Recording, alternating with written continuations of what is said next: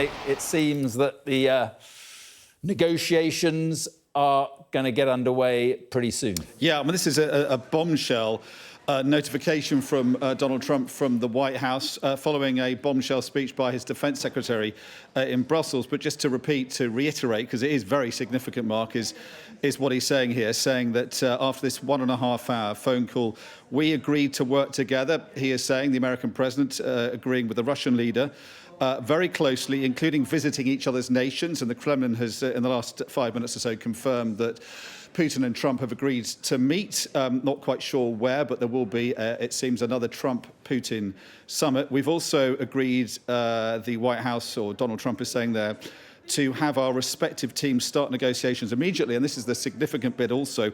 We will begin by calling President Zelensky of Ukraine to inform him of the conversation.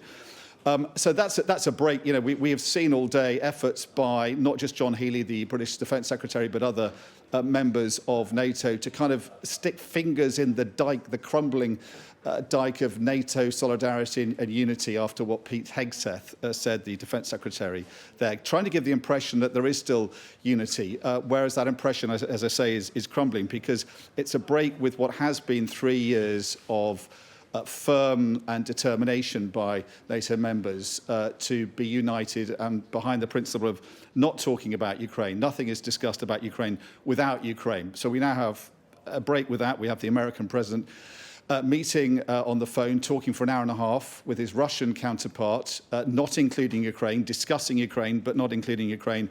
And only after that meeting, they're going to phone Zelensky and inform him about that meeting. That's significant. And also, I think the question that arises out of this immediately is when he says we're going to, or we've instructed our teams to start negotiations. What teams are those? Are these going to be bilateral negotiations between America? Is he talking about his team, the Americans and the Russians, discussing Ukraine's fate? Or is that going to include Ukraine? A lot of questions out of this, of course.